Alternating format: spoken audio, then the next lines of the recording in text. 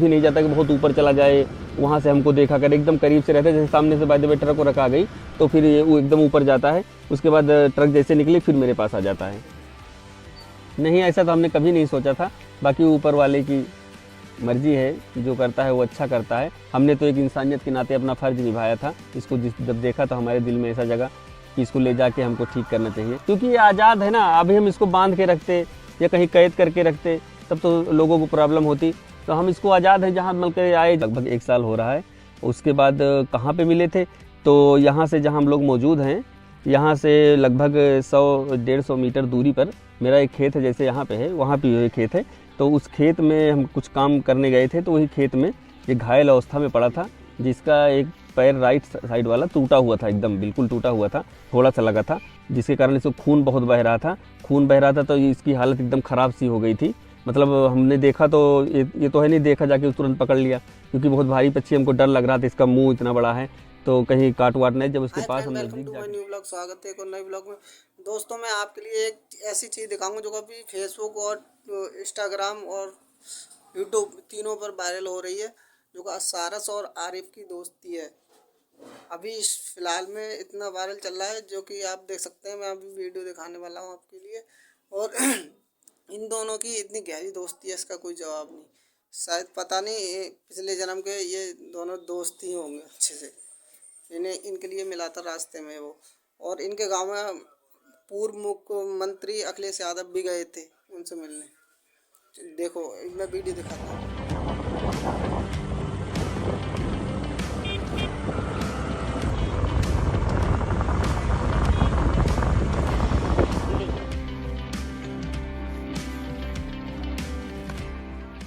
पहली बार सारस से हम कितने समय पहले की बात रही, तो हम लगभग 1 साल हो रहा है।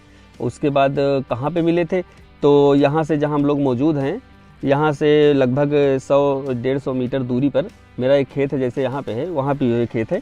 तो उस खेत में हम कुछ काम करने गए थे, तो वही खेत में एक घायल अवस्था में पड़ा था, जिसका एक पैर राइट साइड वाला टूटा हुआ था, एकदम बिल्कुल टूटा हुआ था, थोड़ा सा लगा था, जिसके कारण इसको खून बहुत बह रहा था। खून बह रहा था तो इसकी हालत एकदम ख़राब सी हो गई थी।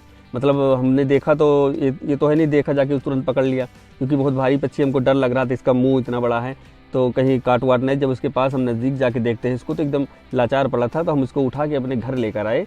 घर लाने के बाद अपने घर में देसी उपचार जैसे होता है घर में जो हो सकता है वो उसका किए। धीरे धीरे लगभग 1 से 1.5 महीने में इसका पैर सही होने लगा। 1.5 महीने बाद अपने पैर पर एकदम खड़ा होने लगा। खड़ा होने के बाद हम सोचे जब उड़ने लगेगा तो ये चला जाएगा अपने परिवार के पास, क्योंकि जंगली पक्षी है, कहाँ रुकेगा मेरे पास, हमको क्या जानता है कौन है कैसे हैं। पर ऐसा हुआ नहीं, ये मेरे साथ ही रहने लगा।